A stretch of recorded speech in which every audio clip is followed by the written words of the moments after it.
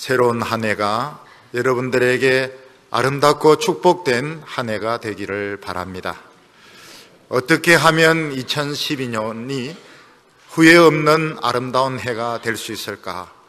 우리 청년들은 당장 성공할 수는 없습니다. 2012년도에 당장 교수가 되거나 사장이 되거나 국장이 될 수가 없고 코스웍을 거쳐야 되는 이런 과정에 있습니다. 어떻게 이 청년의 이 시기, 이 한 해를 아름답게 보낼 수 있는가? 비결이 있습니다. 그 비결이 무엇인가 하면 교회의 영적 부흥이 일어나고 여러분들이 부흥의 방관자가 되지 않고 주역이 되는 것입니다. 교회 부흥이 막 일어날 때 그때 하는 공부가 틀림없이 헛되지 않습니다. 교회 부흥이 일어날 때 시험 치면 그 어려운 시험 다 붙습니다.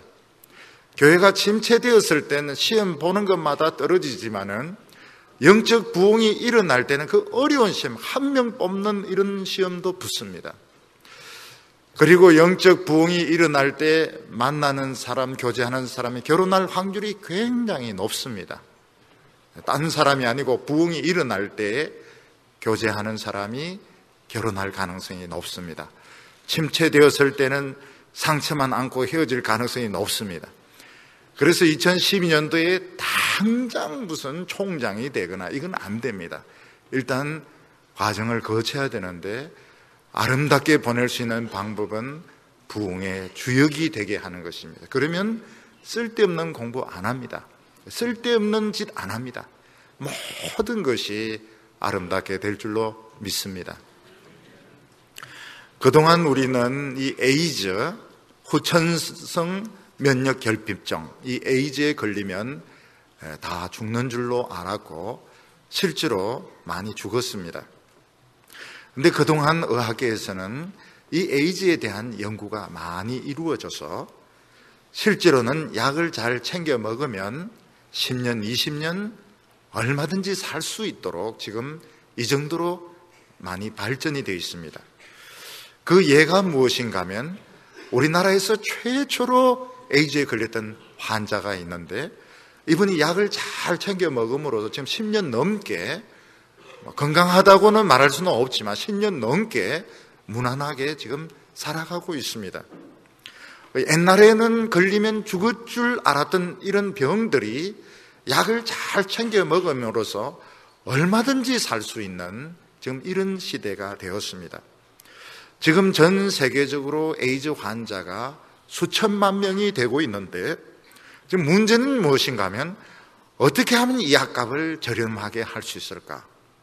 또 어떻게 하면 이 병에 대한 이 홍보를 해가지고 사람들이 약을 잘 챙겨 먹어서 목숨을 유지하게 할 수 있느냐? 이게 지금 세계보건기구라든지 여러 의학계에서 중요한 이런 관심의 대상이 되고 있습니다. 아프리카의 에이즈에 걸린 많은 사람들은 부모로부터 감염이 된 사람들이 많고 본인들은 감기로 아는 사람이 의외로 많다는 것입니다. 그래서 이 약이 있고 약을 꾸준히 챙겨 먹으면 얼마든지 10년, 20년 살 수 있다. 이걸 어떻게 하면 사람들에게 홍보할 수 있을까? 어떻게 하면 약값을 떨어뜨릴 수 있을까? 이런 문제에 지금 초점을 맞추고 있는 것입니다. 그런데 이 에이즈 약과 같은 똑같은 어쩌면 그보다 더 중요한 것이 있습니다. 그게 무엇인가 하면 2000년 전에 이 세상에 사셨던 예수 그리스도에 대한 이야기입니다. 놀라운 것은 예수 그리스도에 대한 이야기가 전거될 때마다 거기서 병에 걸려서 죽어가던 사람들이 치료가 되고 귀신에 들려서 미친 사람들이 치료가 되고 또 술 마시고 부인을 때리고 도박하던 사람들에게 변화가 일어나게 되었다는 것입니다. 이런 변화는 개인에게만 일어난 것이 아니고 사회적으로도 일어나게 되었습니다. 복음이 전거되지 않는 사회의 특징은 대단히 미신적이고 권위적이고 어떤 여성들의 이런 인권을 인정하지 않는 이런 폐쇄적인 집단이었는데 복음이 전거됐을 때 완전히 새로운 이런 사회로 변하는 것을 사람들이 체험을 했던 것입니다. 지금도 이슬람에서는 여자가 혼자 외출하는 것을 허락지 않는 곳이 있습니다. 사우디는 그래도 많이 개방되었다고 하는데 사우디에서도 어떤 여성이 운전을 했다 해서 태형을 때리도록 판결을 내렸습니다. 서구 사회에서 많이 지금 반발하고 있기 때문에 지금 태형을 실시를 못하고 있는 것인데 여성이 드라이브를 하면 태형을 때리는 것입니다. 이슬람에서 여성이 강간당하면 누구를 처벌합니까? 여성을 처벌합니다. 남자를 처벌하지 않고 왜 여성을 처벌하냐? 너가 유혹을 했기 때문에 강간당했다. 이런 식으로 남자 위주로 모든 것을 해석을 하는 것입니다. 복음이 전거되면 여성들의 인권을 존중해주고 어린아이들의 인권을 존중해주고 술이나 도박이나 마약이나 이런 억압 같은 것이 없어지는 이런 변화가 일어났던 것입니다. 이게 무엇인가 하면 예수 그리스도에 대한 이야기가 가져온 놀라운 변화였습니다. 이런 변화를 지켜본 사람들, 이런 변화를 체험한 사람들은 몇 가지 질문을 하게 되었습니다. 그 질문이 뭔가 하면 예수가 누구시길래 그의 이야기만 해도 사람 마음속에 변화가 일어날까? 도대체 예수 그리스도는 누군가 하는 질문입니다. 또 하나는 어떻게 하면 예수 그리스도에서 더 정확하게, 어떻게 하면 예수 그리스도에 대해 또 많은 이야기를 들을 수 있을까 하는 것입니다. 저는 어렸을 때부터 이 유년부를 다녔거든요. 유년부를 다니면서 예수님에 대해서 기억나는 것이 하나도 없습니다. 유년부에서 딱 기억나는 거 하나는 룻에 대한 이야기가 기억이 납니다. 룻을 왜 기억하는가 하면 그때 저를 가르쳤던 여선생님이 굉장히 예뻤습니다. 그래서 난 늘 들으면서 룻은 우리 선생님같이 생겼을 거야. 그래서 이제 룻을 기억을 하게 되었습니다. 또 하나 기억나는 것은 귀신 이야기입니다. 오후 설교 시간에 선생님이 귀신 이야기를 했습니다. 옛날에는 교회에서 그런 복음이 별로 없었습니다. 누가라고 하는 사람은 별명이 사랑하는 형제 누가 이런 별명을 가졌는데 이 사람은 헬라인, 그리스 출신의 의사였습니다. 이 의사 출신의 이 형제가 신약 성경에서 대단히 부피가 있는 두 개의 책을 쓰게 되었습니다. 하나는 예수 그리스도에 대한 이야기고 하나는 교회에 대한 이야기입니다. 이 두 개의 책을 통해서 얼마나 이 의사 형제가 교회에 이렇게 기여를 했는지 모릅니다. 예수님에 대한 이야기가 누가복음이고 교회에 대한 이야기가 사도행전입니다. 그런데 우리가 아는 바와 같이 예수님의 생애에 대해서 기록된 책이 하나만 있는 것이 아닙니다. 지금 우리 남아있는 것만 4개의 복음이 남아있습니다. 문제는 뭔가 하면 왜 예수님에 대해서 4개의 복음이 남아있어야 되는가? 왜 누가는 기존 복음서를 쓰지 않고 새로운 복음서를 썼을까 하는 의문이 생기는 것입니다. 이 4복음서를 비교해보면 특히 마태, 마가, 누가를 시납시스라 해가 공감복음, 같이 비교해서 본다 해서 공감복음 이렇게 이야기하는데 이 마태, 마가, 누가는 똑같은 부분이 있습니다. 글자 하나 틀리지 않고 순서 하나 틀리지 않고 똑같은 부분이 있습니다. 어떤 부분은 절대로 일치할 수 없는, 도저히 같을 수 없는 내용이 있습니다. 어떻게 해서 이렇게 헷갈리게 어떤 부분은 똑같고 어떤 부분은 전혀 안 맞습니다. 귀신 들린 사람이 2사람인데 여기는 또 1명이고 또 뭐가 안 맞아요. 비슷비슷한 이야기가 여러 개 있으면 혼동이 되기 때문에 옛날에는 권위 있는 책 하나만 딱 남기고 나머지 다 불태워버립니다. 킹 제임스판 이런 식으로 하나만 공인된 책 하나만 딱 남겨놓고 나머지는 다 불태워버려서 진정성을 높이는 것이죠. 왜 예수 그리스도에 대한 이야기는 이렇게 4권으로 남아있는가? 옛날에는 더 많았죠. 지역에 따라서 서로 다른 복음이 필요했던 것입니다. 옛날에는 지금처럼 이 한 권의 성경책이 되어 있는 것이 아니고 이런 부분적으로 복음서들이나 편지서들이 돌아다니고 있었습니다. 옛날에는 대단히 주님에 대한 말씀을 듣기가 어려웠습니다. 그래서 유대인들을 위해서는 이 세리 출신인 마태가 마태복음을 썼습니다. 참 놀라운 것이 유대인들이 제일 싫어하는 세리 출신의 제자가 유대인들을 위한 복음서를 쓴 겁니다. 그리고 로마인들을 위해서는 마가가 마가복음을 썼는데 이 마가복음의 거의 대부분은 베드로의 설교라고 알려지고 있습니다. 왜냐하면 이 마가는 베드로의 통역관으로 섬겼기 때문에 마가복음은 마가가 썼지만 그 내용은 대부분 베드로의 증언일 것이다, 이렇게 보고 있습니다. 그리고 많은 헬라인들을 위한 복음서가 필요했는데 누가가 헬라인들을 위해서 이 복음서를 누가복음을 썼고, 요한복음은 한 세대 정도 지나서, 세월이 많이 지나서 요한이 늙었을 때입니다. 새로운 세대를 대비해서 영지주의, 노시즘이라고 하는 새로운 풍조가 막 일어날 때에 누구든지 읽을 수 있도록 예수님의 기적과 예수님의 가르침, 그래서 요한복음에는 기적이 일어나고 그 뒤에 기적에 대한 요한의 코멘터리, 요한의 해석이 나오는데 굉장히 깊이 있는 해석을 하고 있습니다. 그래서 서로 다른 이런 필러에 의해서 4개의 복음이 이렇게 기록이 되게 되었는데, 이게 이제 하나로 합쳐지면서 더 권세 있는 복음서가 이루어지게 된 것입니다. 이 헬라인들은 옛날에는 지식인들인데, 지식인들은 이렇게 예수를 잘 안 믿으려고 했습니다. 사도 바울도 아테네에 가서 실망스럽게도 거의 예수 믿는 사람이 없었습니다. 그럼에도 불구하고 다른 지역에서는 이 헬라인들이 굉장히 예수를 많이 믿게 되었고, 이 헬라인들이 좀 더 잘 믿을 수 있도록 복음서나 뭐가 필요했는데 이런 것들이 없었던 것입니다. 누가는 유대인들을 위한 복음서들은 마태복음 말고도 자료들이 있었는데 이런 자료들을 헬라말로 번역을 해가지고 헬라인들을 가르치려고 했던 것 같습니다.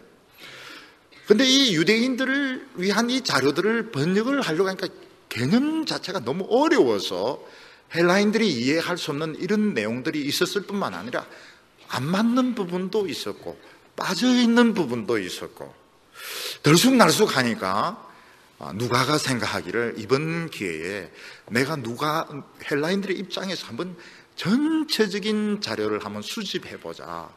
그냥 유대인들의 자료를 그냥 번역을 하려니까 번역한 글들은 알지 않습니까? 이게 이해가 안 되는 것들이 굉장히 많거든요.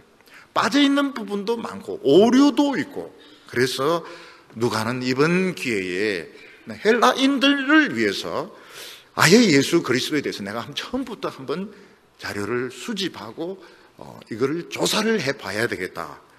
그래서 이래 엄청나게 큰 누가복음이 될 줄은 몰랐던 것입니다. 해놓고 보니까 차근차근 정리를 해놓고 보니까 정말 너무너무 값진, 너무너무 소중하고 완벽한 누가복음이라는 이런 복음서가 만들어지게 된 것입니다. 그래서 초창기에 복음 전하는 사람들을 보면 자기들의 입장에서 최선을 다해서 복음을 전했던 것을 볼 수 있습니다. 마가는 로마에 있는 사람들은 이 성경에 대한 구약 성경이 어렵습니다. 그래서 사건 중심으로, 이 마가복음은 굉장히 그 사건 중심으로 긴급하게 이런 식으로 진행이 되고 있습니다. 이야기 중심으로 되고 있습니다.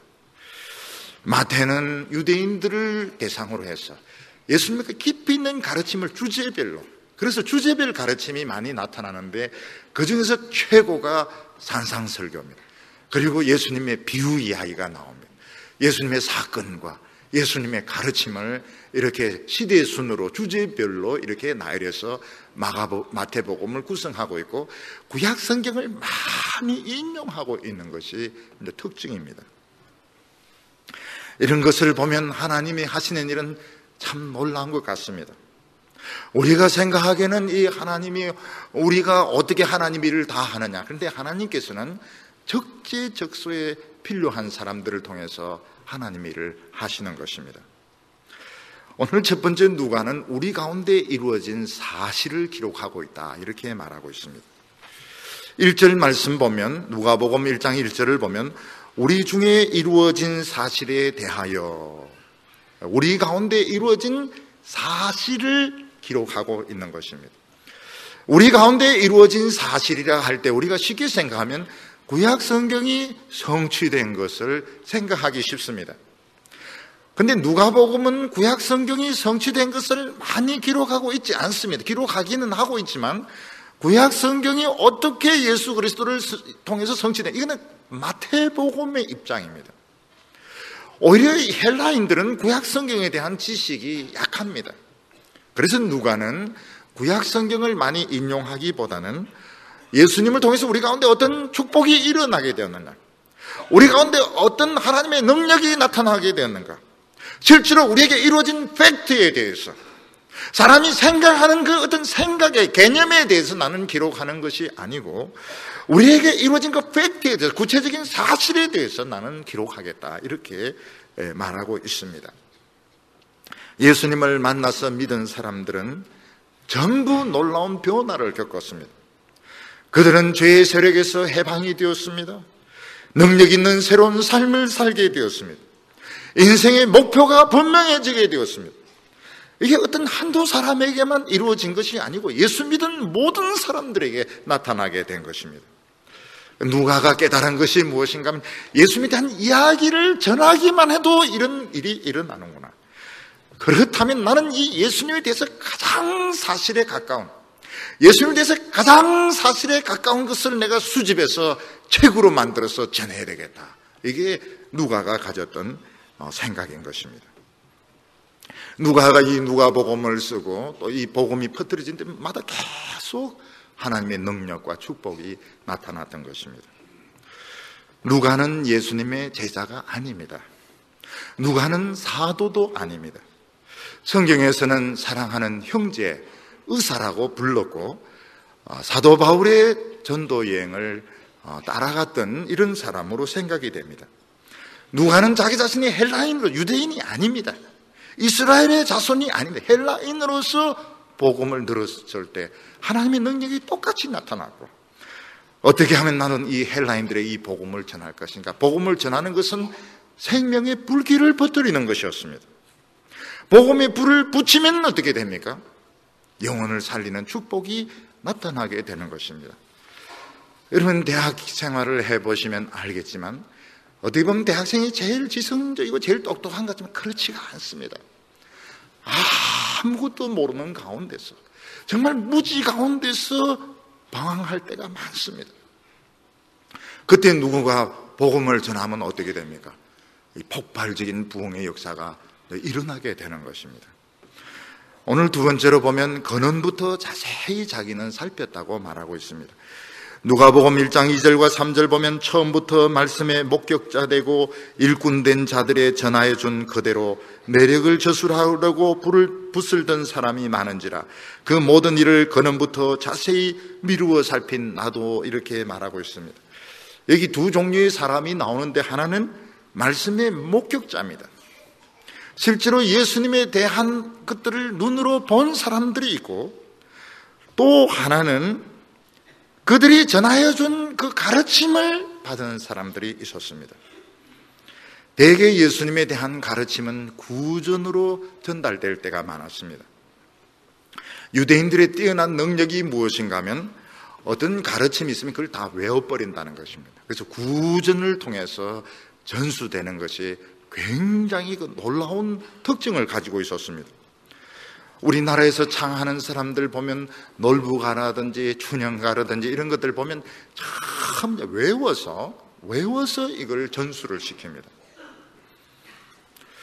가르치는 사람들은 예수님의 가르침을 다 외우고 있었습니다. 산상설교 이런 거 전부 외웁니다. 그러니까 똑같은 것, 순서까지 똑같고 단어까지 똑같은 것입니다. 그런데 이 사람들이 이제 한 사람씩 죽어가게 되니까 이걸 기록할 필요성을 느꼈습니다. 이 본인들이 살아있을 때는 이걸 기록할 필요를 전혀 느끼지 못했습니다.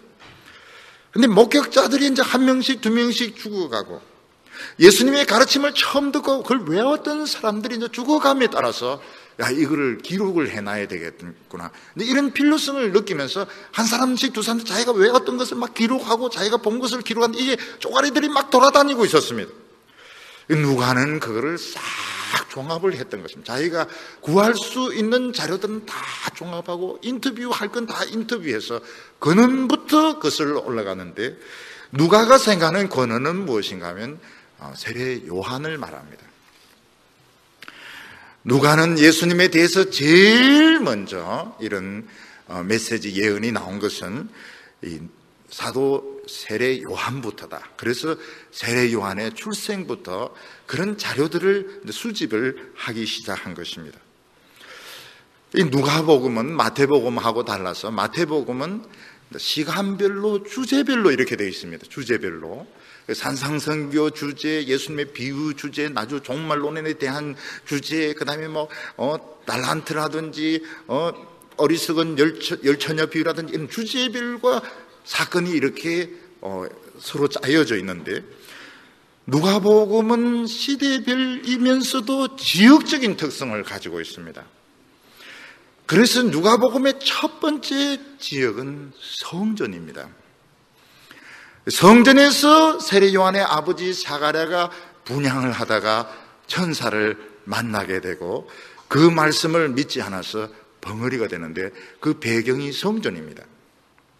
그리고 아기 예수는 성전에 올라가서 할례를 받습니다. 그 성전에서 여성지 안나를 만나고 시몬을 만납니다. 그러니까 배경이 성전이죠. 예수님이 12살이 되었을 때 성전에 올라가서 집에 안 들어가고 가출을 하다가 나중에 붙들려서 가게 됩니다. 첫 배경은 성전입니다. 그 다음에 배경이 뭔가 하면 유다 광야가 두 번째 배경입니다. 그래서 광야에서 세례 요한이 외칩니다.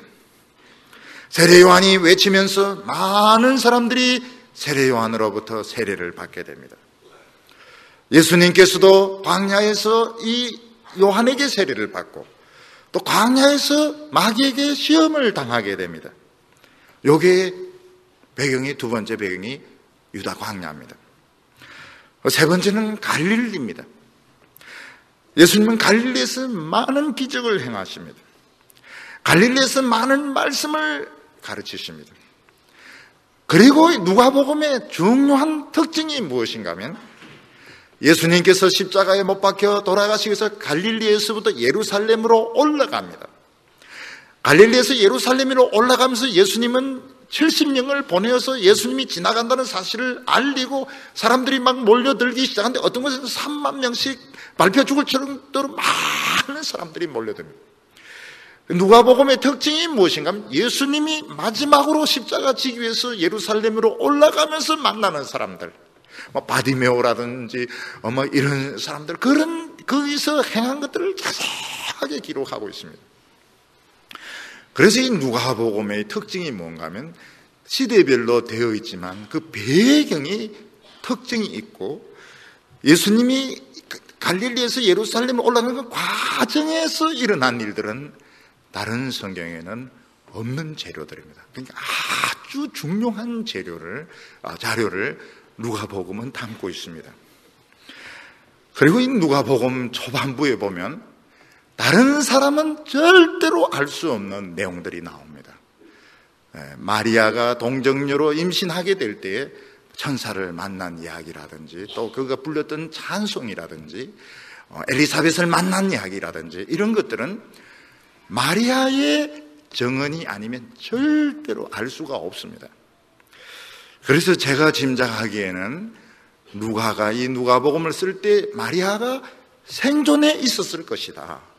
그래서 누가복음 이 앞부분은 마리아로부터 직접 들었을 가능성이 높다. 이렇게 판단하고 있습니다.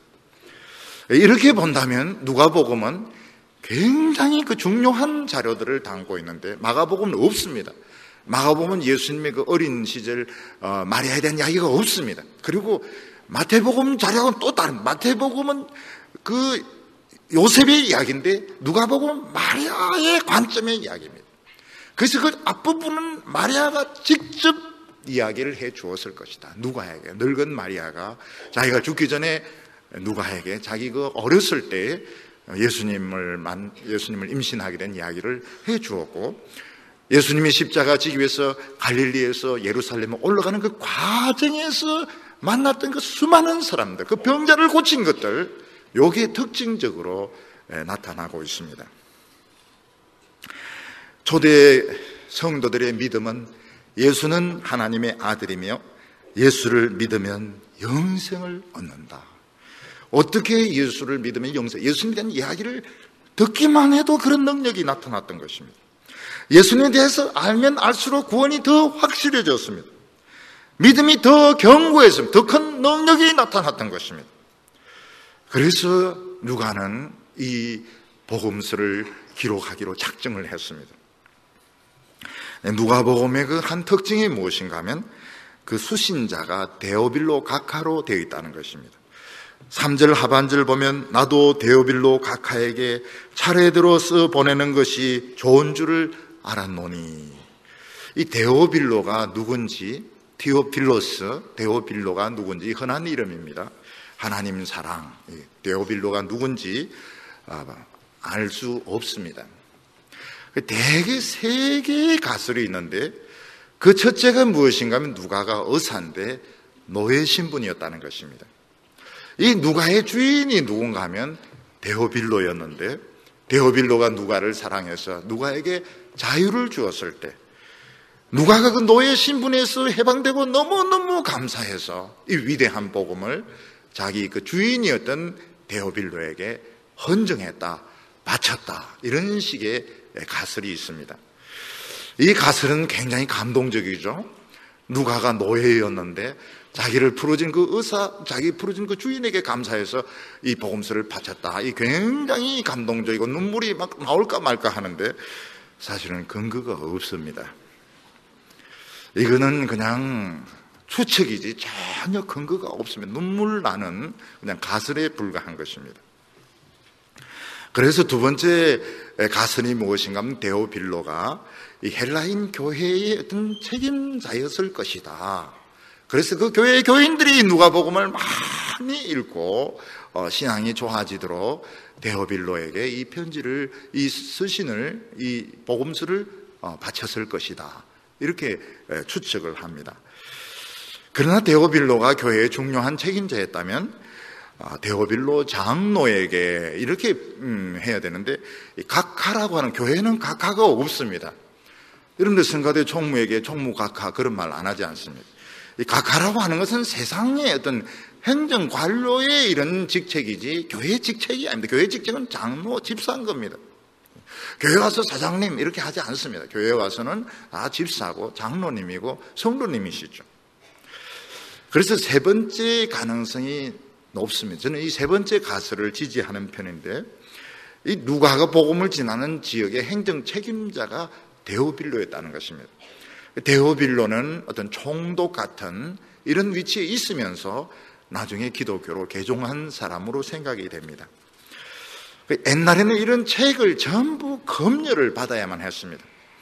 누가는 이 책을 쓰면서 아예 처음부터 검열을 받을 목적으로 썼던 것입니다. 다시 말해서 이 복음서는 몰래 읽는 이런 음담패설이나 미풍양속을 해치는 이런 사교가 아니고 누구든지 읽어도 도움이 되는 건전한 이런 책이다. 그래서 아예 일반 책으로서 이걸 출판을 하려고 데오빌로에게 헌정을 하고 허락을 받았던 것으로 보입니다. 비슷한 예를 들자면 칼빈이 이사야 주석을 썼는데 그 서문에 보면 에드워드 7세에게 헌정을 하고 있습니다.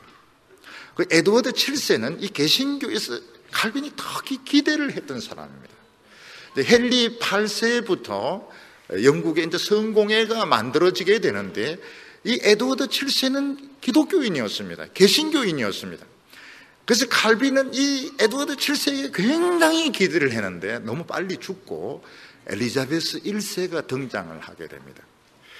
나중에 칼빈은 또 다른 책은 엘리자베스 1세에게 헌정을 합니다. 이게 무엇인가 하면 이 책은 봉인된 책으로서 누가 읽어도 괜찮은 이런 책이다. 이단의 책이 아니다. 이런 것을 이제 인정을 받는 것입니다. 우리가 이런 것을 보면 누가가 이 기록이나 이런 것도 정확할 뿐만 아니라 행정적으로도 사람이 탁월했던 것을 알 수 있습니다. 그래서 최고 관료인 데오빌로 가카이가 이걸 헌정을 하고 허락을 받아서 일반 서적으로 출판했던 책이 누가복음이라는 것입니다. 요즘으로 치면은 기독교 출판사에서 나온 것이 아니고 일반 출판사에서 출판이 되어서 일반인들에게 읽힐 목적으로 아예 처음부터 검열 허락을 받은 책이 누가복음이다. 이렇게 보면 우리가 훨씬 누가복음을 잘 이해를 할 수 있습니다.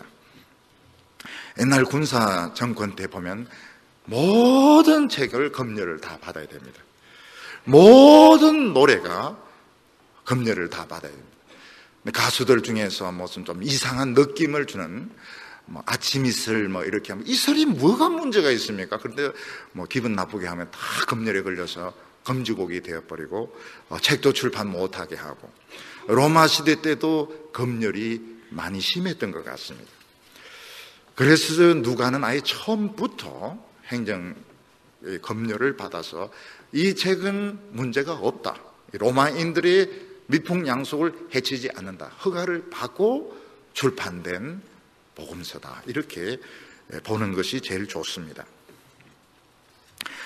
누가는 헬라인들, 그 당시 유대인들에 비해서는 훨씬 열등한 크리스찬으로 생각했던 헬라인들을 위해서 유대인들보다 훨씬 더 자세하고 유대교에는 없는 오히려 마태복음이나 마가복음은 없는 이런 자료들을 찾아내어서 누가복음을 이렇게 기록을 했는데 정말 귀중한 책입니다. 누가복음은 너무너무 귀중한 자료를 담고 있는 이런 책으로 출판이 되게 된 것입니다. 우리 사회는 기독교인들이 많고 교회도 많은데 기독교에 대한 오해가 심해지고 있는 것을 볼 수 있습니다. 또 엔타의 이런 그룹들이 생겨서 기독교의 일거수일투족에 대해서 비판을 하고 있습니다. 그런 경우에 많은 것이 기독교를 잘 이해를 못해서 그럴 때가 많습니다. 기독교를 전체적으로 알지 못하고 부분적으로 오해를 해서 미워하거나 비판을 하는 경우가 많은데 그때는 우리 기독교가 해롭지 않다.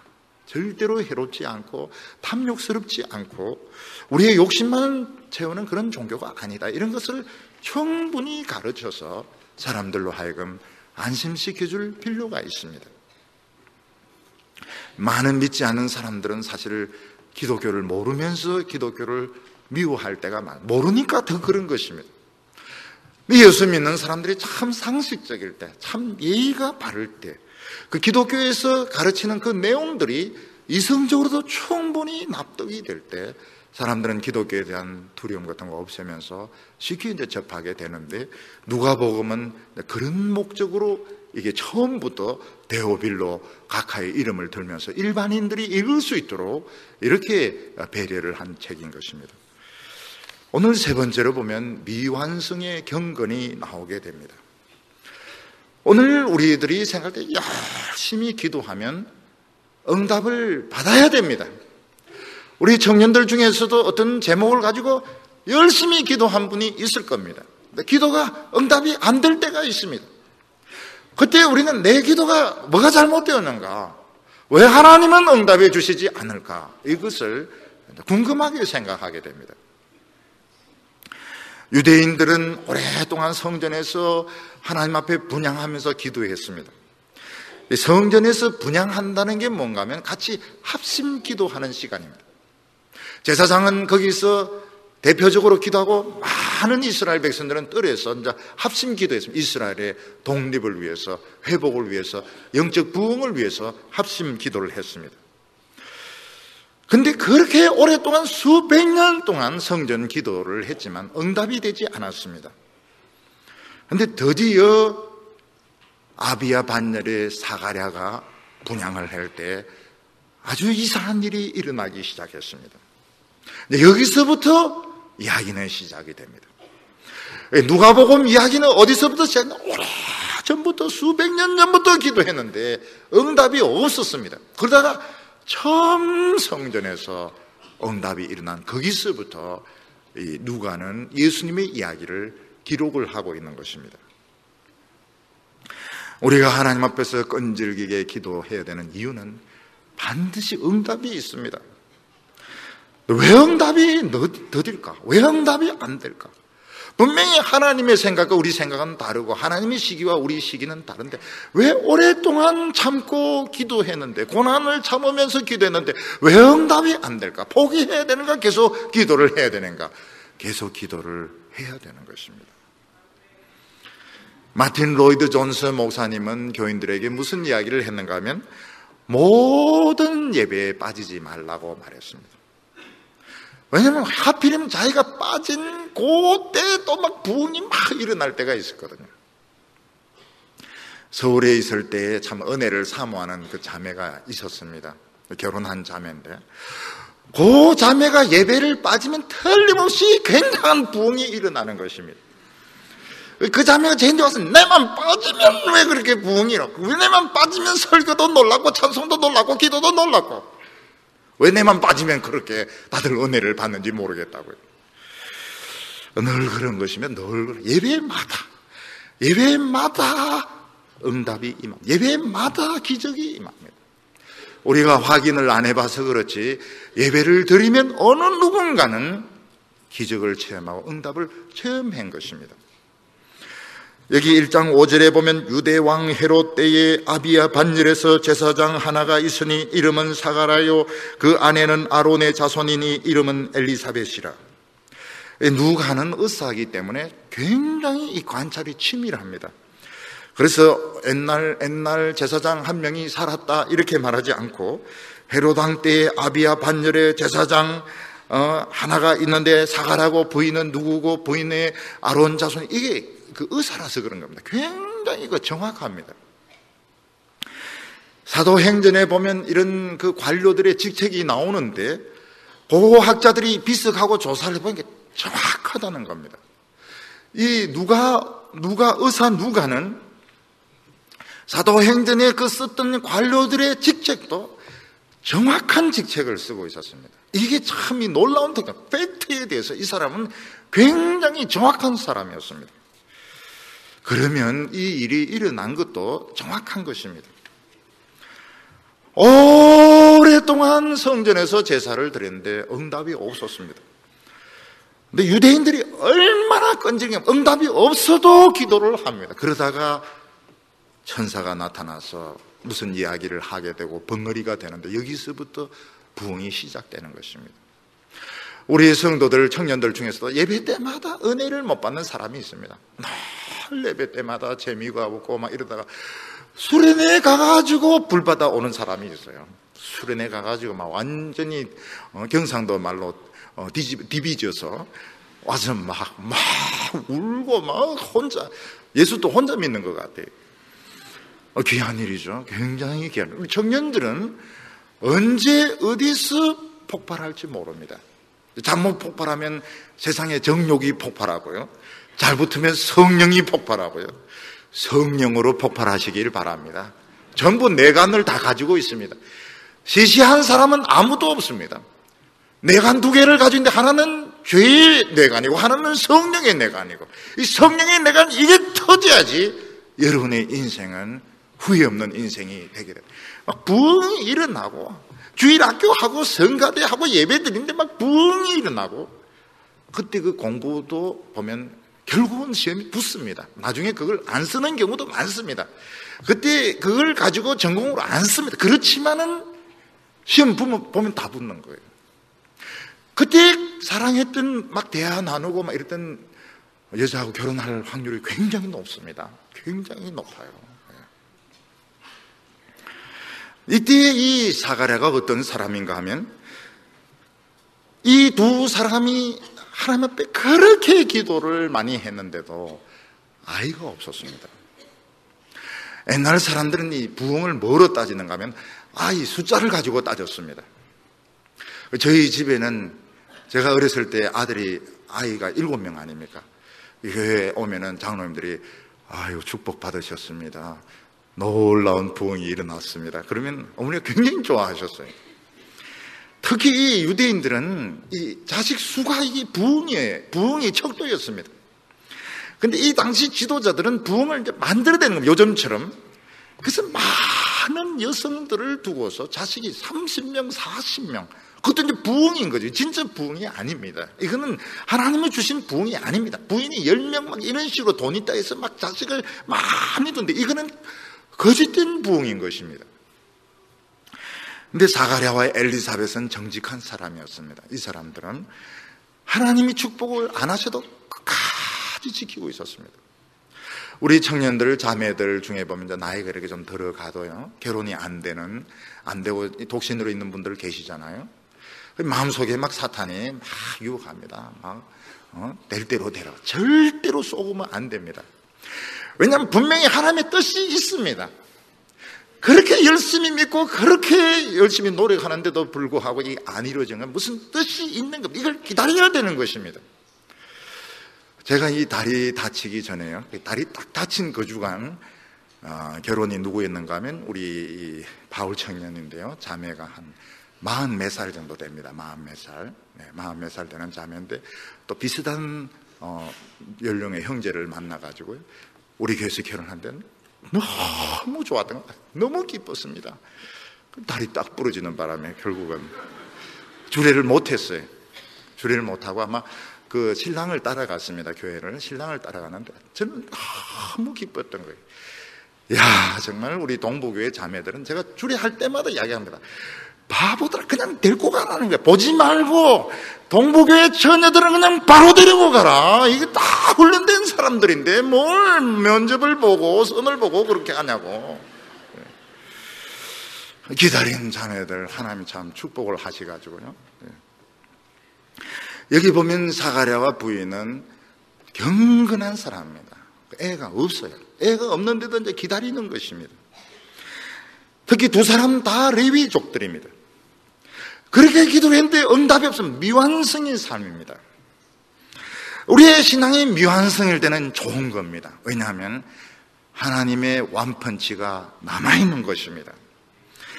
여러분들의 마음속에 막 불이 임했습니다. 하나님에 대한 열정이 있었습니다. 그런데도 현실적으로, 물질적으로 어렵고 세상적으로 어렵고 결혼에 아직 응답이 안 되었고 이럴 때는 이건 나쁜 게 아닙니다. 이건 미완성의 신앙은 끝난 것이 아니고 언젠가는 시작이 될 것입니다. 서울에 있을 때 한 자매가 있었는데요, 유산을 3번을 했습니다. 너무 울어가지고요, 눈이 퉁퉁 부어가 못 알아볼 정도로. 평소에는 예뻤는데 막 울고 이러니까 막 못 알아보겠고 왜 이리 못생겼는지. 아직 남아있다고, 아직 하나님의 것이 남아있으니까 실망을 하지 말라고. 근데 그 뒤에 애를 이제 둘을 더 낳았습니다. 둘을 더 낳아가지고 굉장히 기뻐했습니다. 그러면서 얘들이 보통 애들이 아니죠. 내인데 와가지고 너무너무 애 셋을 잃어버리고 하나님이 둘을 줬으니까 보통 애들이 아니죠. 물론 아니지. 이러면서 기뻐했던 적이 있습니다. 우리 청년들이 은혜를 받았습니다. 성령의 불을 받았습니다. 열심히 노력했는데 아직까지 현실적인 축복이 나타나지 않았을 때 이것은 미완성의 신앙이고 이것은 끝난 것이 아닙니다. 이것은 언젠가는 시작이 됩니다. 부흥의 역사가 일어날 때 이 이야기는 이제 시작이 되게 될 것입니다. 우리 청년들은 절대로 낙심하지 마시기를 바랍니다. 세상의 기준을 가지고 스스로 평가하지 마시기 바랍니다. 우리 청년들은 학벌의 열등감을 벗어버립니다. 학벌이라는 것은 지나가는 과정에 불과한 것입니다. 내 인격이 만들어진데 조금 영향을 줄 수 있고 안 줄 수도 있는 이런 것에 불과하지 결정적인 것이 아닙니다. 아무리 좋아하는 대학이고 지방이고 이러더라도 우리에게는 영향을 미치지 못하고 우리는 학교보다 더 중요한 것이 있습니다. 세상적인 기준으로 자기 자신을 함부로 평가하지 마시기를 바랍니다. 아직 이루어지지 않은 응답은 곧 이루어지게 될 겁니다. 언제 이루어지게 됩니까? 부흥에 불이 붙으면서 이루어지게 됩니다. 오늘 한 3가지 제목 가지고 우리 합심 기도하십시다. 2012년이 시작이 되는데 하나님 나에게 날개를 주시옵소서. 훨훨 날게 하여 주시옵시고 정말 하나님을 사랑하고 하나님을 의지하는 한 해가 되고 사탄의 유혹에 넘어지지 않도록 기도하십시다. 두 번째로, 개인적으로 불행하고 어두웠던 시절을 오늘 다 지워버리시기를 바랍니다. 내 인생에 새로운 변화가 일어날 수 있도록 오늘 내가 새 사람이 될 수 있고 새 결단을 내릴 수 있도록 기도하십시다. 세 번째로, 아직 응답되지 않는 내 신앙에 오늘부터 하나님의 역사가 나타날 줄로 믿습니다. 내가 내 자신을 자포자기하지 말고 끝까지 하나님을 의지해서 이 부흥의 시대에 내 인생을 통하여 하나님의 뜻이 나타날 수 있도록 우리 한번 뜨겁게 동성으로 기도하겠습니다. 거룩하신 하나님 아버지, 우리 사랑하는 청년들을 이렇게 교회로 모아주심을 감사합니다. 아버지 하나님이시여, 새로운 한 해를 주셨습니다. 우리가 새 마음이 되게 하여 주시옵소서. 과거에 좋지 못했던 기억들 다 지워버리게 하여 주시고, 무거운 짐들 다 벗겨지게 하여 주시고, 날개를 달고 훨훨 날게 하여 주시옵소서. 하나님 아버지, 청년들을 축복하여 주시되 2012년에 뜨거운 부흥이 일어나게 하여 주옵소서. 성가대의 부흥이 일어나게 하고 바울과 디모데의 불이 일어나게 하시고 중고등부의 불이 일어나게 하여 주셔서 우리 인생이 아름답게 만들어지게 하여 주시옵소서. 아버지 하나님이시여, 오래 기다렸지만 아직도 응답되지 않는 기도들 주여 낙심하지 말게 하여 주시옵소서. 끝까지 주를 의지하게 하여 주시옵소서. 거룩하신 하나님 아버지, 우리 귀한 청년들 하나님 교회로 모이게 하여 주시고 새로운 미래를 열어주심을 감사합니다. 주여, 오늘 저희들에게 독수리의 날개를 주시기를 원합니다. 세상의 학벌에, 세상의 돈에, 직장에 매이지 말게 하여 주시고 높이 높이 날 수 있는 독수리의 날개를 허락하여 주시기를 원합니다. 주님이시여, 우리의 삶을 인도하여 주시옵소서. 하나님 아버지, 우리 청년들의 가슴에 부흥의 불이 붙게 하여 주시옵소서.